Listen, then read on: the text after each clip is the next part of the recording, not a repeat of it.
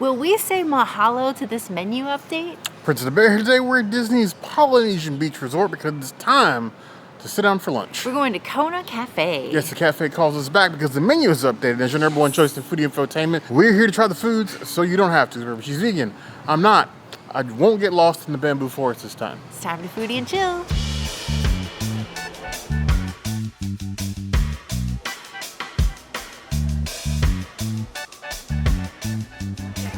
Pineapple coconut rolls in a Parker House style. I feel like far too many of the Disney resorts right now have pineapple coconut bread in some shape or form. Kona has it, Sebastian's Bistro has it, and Coral Reef has it. There are other flavors on the island than pineapple and coconut, people. Branch out a little bit. Guava coconut, guava pineapple, something. Either way, we're here to try it. These are always done in the fresh Parker House style and not like the pull-apart style that you get at, say, Sebastian's Bistro, for instance. And then it comes with this salted butter. I believe is Hawaiian sea salt, but maybe they've changed it. It's nice, it's warm, it's buttery. Definitely that added spark from the Hawaiian sea salt. It is a salty butter already, taking a little bit of extra saltiness with the warm bread. It's how you expect bread to be. Soft, fluffy, and sort of like a waiting room for your appetite until your actual appetizers get here. I would give these a solid 4 out of 5 plus.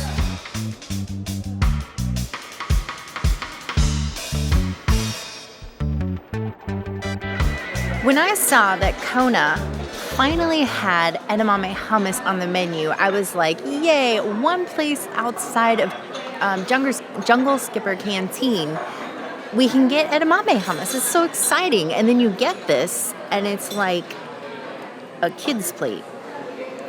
And I don't know, in my mind, I was picturing like this bowl with these like wonton chips.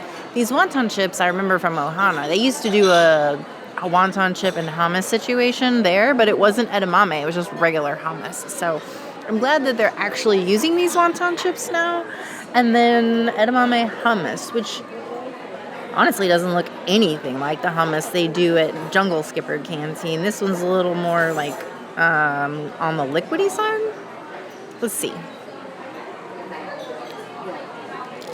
I do really like the wonton chip. It is flavorful. I could eat like buckets and buckets of this. I wish they sold them like in like little bags at the coffee shop, whatever they call it. It's Kona's little island thing. Great chips. Very flavorful. The edamame hummus is not really what I expected it to be. It is a little heavy. They did like an olive oil drizzle on top. It is a little heavy on that, so I can taste like the notes of the olive oil. It's a little bit more dominant than what I would have expected it to be. And the taste is creamier than what you would typically get at Skipper Canteen. So not exactly what my mind was set for. I don't know if I absolutely love this iteration, but I'm also not mad at it. I just kind of wish the hummus came in a bowl or something, because I'm going to be like chasing the hummus all around the plate by the time I get towards the end of this, and that's not always a fun experience. I'll give this a 3.5 out of 5 hummus. It's a good start, and I hope that Kona continues to iterate on this dish and like enhance it more so that it becomes more of a table service, like beautiful appetizer than, I don't know, kind of like a half-thought presentation. Kona's always sort of operating like this weird space, especially since there's another restaurant literally next door, and then you have the Kona like island stand out front. So, I mean, you have, breakfast, lunch, and dinner here with unique things, which is odd for most restaurants. Most restaurants don't do breakfast, lunch, and dinner, but Kona does. Edamame hummus, in theory, something that would fit here very well. This configuration, however, this feels like something I would get like a quick service tray or a box or something, including like the gigantic carrot sticks. Like even for like a side of carrot sticks, that's massive. But let's go in for the wontons, because those are supposed to be the real star. This extraordinary amount of micro cilantro on top. As for edamame hummus, I mean, it still feels a bit light, like in color. Honestly, aside from being a little liquidy, I don't absolutely hate the flavor of the hummus. I do think the olive oil definitely detracts from what it could be. I feel like it should have been like, if it needed it, like a seed oil or something, because the olive is in direct contrast with the edamame, and I feel like it's hindering some of the flavor. I definitely could use a little bit of thickening as well, because it's almost more like a dip than it is a hummus. The wonton chips are great. They're actually a little bit seasoned. I can understand the additions of like the carrots and the celery for additional dippings, but this one definitely needs a little bit more time in the workshop. I would give it 3 out of 5 claws.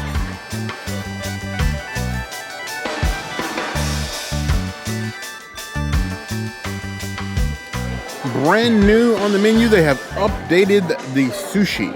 Now they've added a couple sushi rolls. They have this new crab and shrimp, which is what I got, and there's also a dynamite roll now. There's also a sushi platter. You can get 3 sushi rolls, like pre-selected, for $49. I'm not sure if that's worth it, especially when Shiki Sai already exists. But I'm never gonna say no to getting extra sushi. Let's get one of these here in the middle. You have crab, you have avocado. It's filled with, or it's topped with shrimp, avocado, and then shrimp on the inside. And then there's a little bit of eel sauce in here as well, and then they give you soy sauce if that's something that you should need. I don't feel like I need it. It is a slightly above standard sushi roll. Everything's fresh. The shrimp cook well. The crab is like actually like a fresh crab, and this tastes like imitation crab. It's filled. It's a nice sized roll. And honestly, I've always wished, especially since they literally have the sushi bar as soon as you walk in, that you could just come here and sit at the sushi bar and get sushi. I would do that. Sushi isn't terrible. It's definitely better than some of the other places around property we've encountered, but it's not going to sway me away from my love from Shiki Sai and Epcot. I wouldn't detour here specifically for the sushi. Now, if I'm here, yeah, I'm probably going to order a roll, but not running here to get that. This is pretty on brand for what the sushi has been here for a while, and this one isn't going to change anybody's mind at all. I would give this a 3.75 out of 5 claws. If I were to compare this to Trader Sam's sushi, I would say this is slightly better. The sushi in Trader Sam's is almost like half a step above gas station, but half a step below grocery store. This is definitely better quality.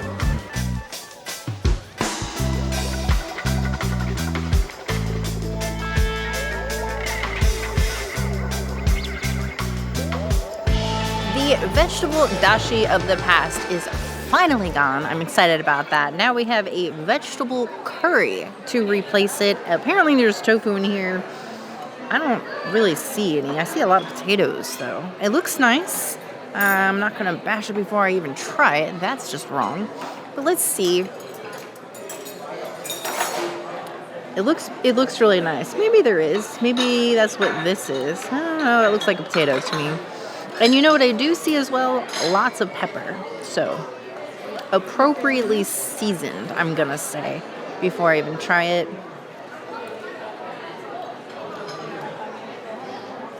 Nope. Okay. Cheers. I have to say, as somebody that is not a fan of coconut milk, or coconut in general, I should say, Kona does a really good job of incorporating coconut in a way that is subtle and not overpowering. So in our last video that we did here, we came for breakfast and they had a coconut milk strawberry compote. And it was so subtle that you couldn't even tell that there was coconut in this. And this is the same. There's a lot of really beautiful, healthy veggies in here.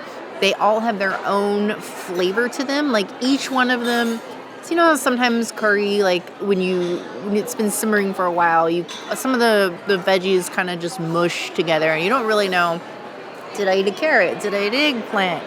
You don't know. In this, you really know every little piece of the things that you are biting. And then you have that subtle coconut milk in there, which is really nice. And then there is a heat in there. Now, if you're a spice head like Bear, you're probably not going to be able to tell that there's a heat in there. But for somebody like me, it's a slow burn. I would say it's like a 2.5 out of 10 on the heat scale, like really, really mild heat and very herbaceous, seasoned throughout. I have no complaints about the execution or presentation of this dish. Both of them are amazing. The flavors blend together really well and are still individuals at the same time, which is a really sometimes difficult thing to achieve with a curry. So I think Kona did a really good job. This is so much better than the dashi bowl, like leaps and bounds better. That even somebody like me that isn't a huge fan of coconut, like, they deserve a props. Maybe a half a prop, or a prop and a half. Yeah, prop and a half, not a half prop. I would give it a 4.75 out of 5 curries. It's not like the curry bun at Epcot Flower and Garden Festival, but it's certainly a delicious curry. If there's any way to curry my favorite, it is in fact to offer me a bowl of curry. I've said it 1,000 times, doesn't matter if it's island curry, Japanese curry, Indian curry. I like all of the curries. Each of them offers something unique and something to sort of like soothe my bare soul. This is a full bowl. I was expecting something, half the spot, especially for lunch. But, you have the, potatoes in here, peppers and cabbage, a little bit of green onion. You got a little bit of everything in here. And you got the rice. Everything a growing curry needs. Completely unrelated to anything. There's some reason this curry reminds me of the luau we used to have here as a deck day dinner show, because the flavors, they dance. Probably not as entertaining as a luau was. I missed that luau. We only got to go twice. Wasn't enough. But deliciously flavorful. It's definitely got a little bit of bite to it in the front. Like a front of the mouth tingle. I would say like 2.5 out of 10 on the heat scale, but a little bit of heat. A little heat that provides a little bit of like a smoky flavor to it. And you have the vegetables that are well seasoned. They're not like cooked to mush, so they're actually still got a little bit of texture to them, which is nice. Well seasoned all the way through. The rice cooked perfectly. It feels like a complete dish from end to end, even in the middle. I would give this curry easily a solid 4 out of 5 claws. Probably not the best curry on property, but it is definitely filling and flavored well. You could do far worse with other curries on property. If Boat Rides has taught me anything, it's that tofu is so versatile that making it a sauce is a thing. So I asked our server, because I was just curious, like, did you guys put the tofu in the curry sauce? It's like, here's the curry sauce. No, they do not make it a liquid in the curry sauce. It's a beautiful coconut. So they made us some tofu. So it's pretty clear, because this was what was supposed to be in the curry. So it's clear that that's not what happened. So I'm just going to throw these guys in here. And then they gave a little sauce. So I'm just going to... Yeah. Here you go. Look at that. Let's see what this tofu tastes like in the curry. I bet it's really good.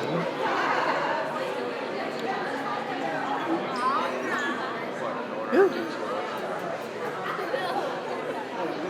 Okay, the tofu in the curry sauce is like a 10 out of 10.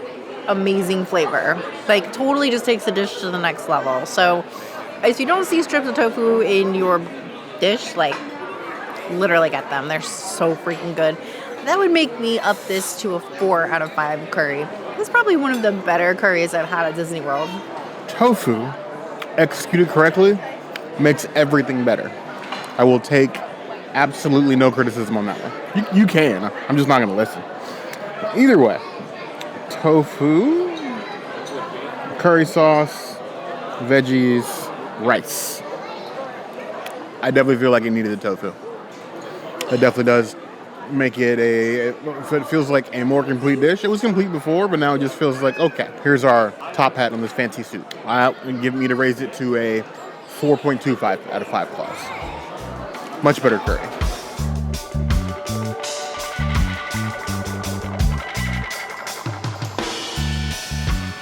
Straight from the super secret contemporary basement cabal, we have this brand new grilled chicken kimchi sandwich here at Kona Cafe, where you have this nice piece of grilled chicken covered in melted provolone, topped with kimchi, and then this monstrosity overgrown mess of arugula from the contemporary basement on the other side. So there's a bun over here. It's just buried under all this arugula.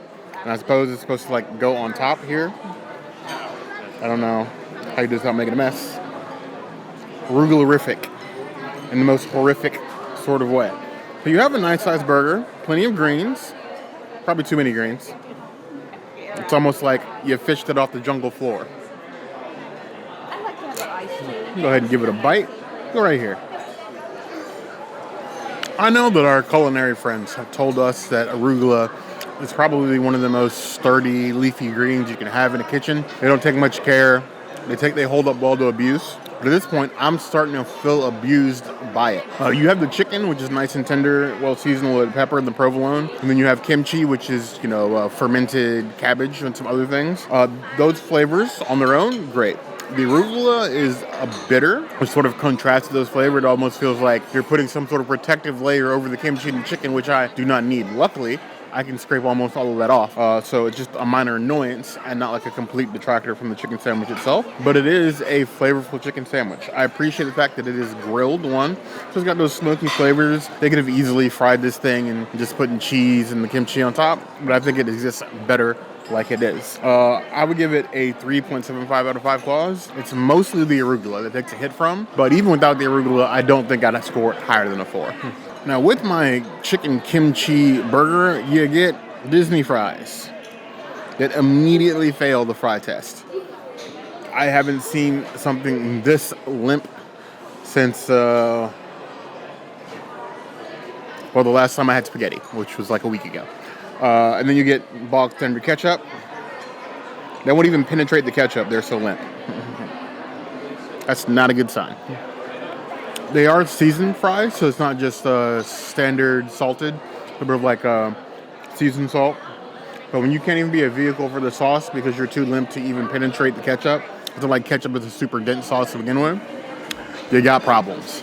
2 out of 5 claws.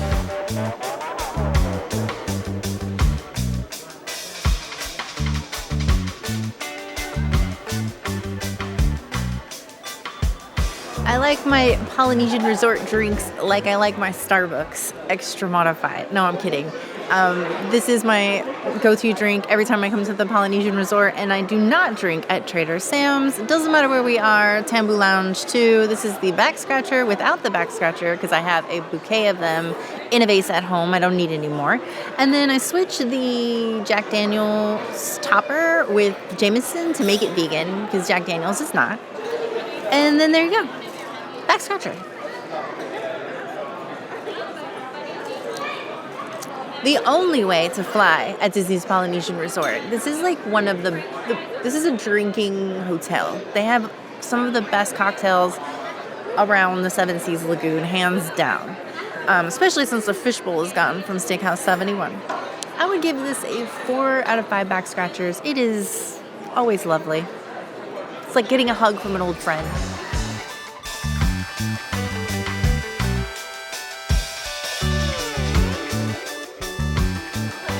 We really, at some point, probably do need to do some sort of Polynesian bar crawl. We've definitely done bar videos or drink videos here before between Tambu and Trader Sam's Grotto and obviously the Terrace several times. But honestly, there's 5 bars in this hotel. There used to be 6. Because you have one... I'm counting Waililu. So we used to have the surfboard bar that used to be down in the lobby that's not here anymore. You have the sort of like quiet time pool area has a bar. The main pool has a bar. You have Tambu. You have Trader Sam's Grotto. And then you have Waililu. That's 5 bars in just this one hotel. Enough of my bar tangent, but one day that's going to happen. Bar crawl here. Short bar crawl. Less walking.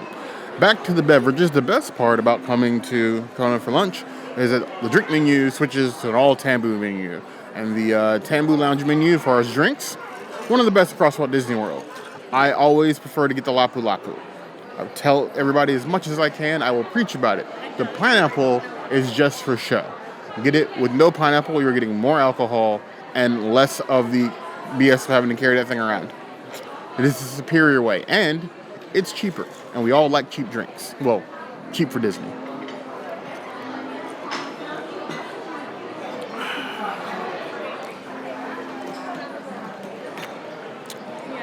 This drink makes me both glad and sad that this resort doesn't have like a island-themed lazy river. Because me, a gallon jug of this, and an inner tube tied to the princess so I don't float away all day would be perfect. 4.75 out of 5 claws. Ohana lunched us up. Ohana or Kona? Kona. Yes. Kona lunch does stuff. Somebody wants to go to Ohana. I'm not opposed to booking Ohana if that's where this is going. I don't know what my subconscious is thinking, but it's wrong. Fine, then we're just going to talk about Kona. The lunch is great. I'm surprised that they still kept the stir-fry noodle, but the one thing I like about the stir-fry noodle that I don't like about the curry is that the stir-fry allows you to get different proteins, and I think the curry should do the same. I think a lot more people would enjoy it if the base is plant-based and then you had like different meats. Chicken, shrimp, tofu. To like add to it for an upcharge, because I think that's really like the best thing. Just make everything plant-based by base so that we had lots of options, and then give the meat eaters the ability to add whatever meat they want. I think a lot of people would be more happy. I think that would be more in line with like the cafe style that Kona is, and that would work. The chicken sandwich is good. I'm liking the kimchi on it. Definitely not like the freshest kimchi on the planet. They didn't make that in-house, but it's a good flavor to add. I'd like to see that pop up again during like a Korean American Heritage Month at some point. Ooh. But I don't know what you think of the new menu. Do you consider Kona for lunch? Do you even know that it has a lunch? Most people just think about breakfast and dinner when they think about Kona. It's only 2 hours. Yeah, it's very short. Let us know what you think in the comments below. As always, if there's anything else you want to see us do, the comments will always be the place to find us. Hit that notification bell and see other videos like this. And we have new videos 5 days a week: Monday, Tuesday, Wednesday, Thursday, Saturday. we'll see you soon. Be sure to subscribe and like this video. And if you don't comment, I think Bear might eat himself down this, what is this called? Banister? Banister, balcony? And I don't know what kind of rat bear he will become after that. I actually want to build a hammock in these little ball things, but I could jump over the banister too. It's a Mickey, by the way. It's a Mickey. You heard the girl.